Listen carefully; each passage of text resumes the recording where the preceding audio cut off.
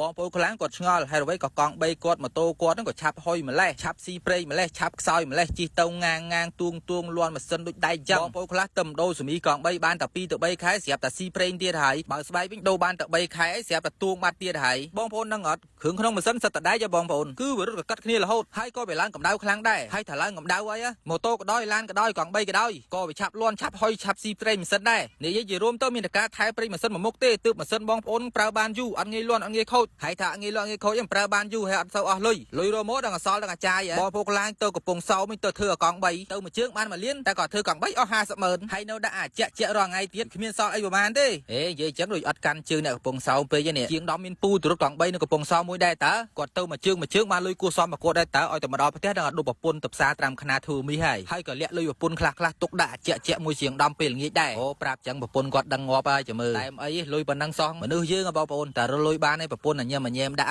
ហើយបើរលុយមិនបានវិញបាច់ដើរទេគ្មានពេលណាគេធ្វើឃើញទេគេធ្វើលែងស្គាល់ហ្មងហ្នឹងចឹងបើគេឲ្យប្រឹងរលុយទៅចឹងអានេះបានកង់3 2កង់3 1ដូរស្បែកកង់3 1ដូរប្រេងម៉ាស៊ីនដូរស្បែក100000ដូរប្រេងម៉ាស៊ីន40000អញ្ចឹងល្ងាចនេះបានជាមកយូរហើយលុយចំណេញអាប្រេងខ្ញុំដឹងម៉ាក់ស្អីបងប្អូនល្អប្រើមែនទែនអូម៉ាក់ Extra ប្រេងនេះរត់បានច្រើនគីឡូបងប្អូនហើយក៏កាត់បន្ថយកម្ដៅម៉ាស៊ីនជិះឆ្ងាយប៉ុន្តែមិនសូវក្ដៅជួយឲ្យម៉ាស៊ីនបងប្អូនរត់បានឆ្ងាយជាងមុនស្ទុះជាងមុនមានអារម្មណ៍ថាម៉ាស៊ីនបងប្អូនគឺជិះទៅរៀងស្ងាត់ជាងមុនអញ្ចឹងណាហើយក៏ស៊ីប្រេងតិចនិងស៊ីហ្គាសតិចជាងមុនផងដែរបងប្អូនបញ្ជាក់តិចប្រេងម៉ាស៊ីន Extra គឺជាប្រេងម៉ាស៊ីនដែលមានស្តង់ដាររបស់ប្រទេសជប៉ុនបញ្ជាក់គុណភាពដោយ JSO MB JSO MA MA2 ប្រេងរមិល Extra ដល់ទំនុកចិត្តទូទាំងពិភពលោកបងប្អូនសាក់ដូរម្ដងបងប្អូននឹងដឹងថាគុណភាពវាល្អយ៉ាងណាអញ្ចឹងបើមានបងប្អូនណាមកដូរប្រេងបាសស្អាតផ្ទះខ្ញុំជាង10នឹងព្រីជាឲ្យមកយូរឲ្យបងប្អូនតែតជួយជាង10មកយូរដែរទៅមិនហូបមួយគ្នាបានយូរហើយពឹងឲ្យជាង10ម្នាក់ឯងងាប់ហើយមិនធ្វើកង់3ធ្វើម៉ូតូរាល់ថ្ងៃចំណេញរាប់ម៉ឺនណាចំណេញបន្តិចទេបងប្អូនអើយអរគុណសូមជម្រាបលា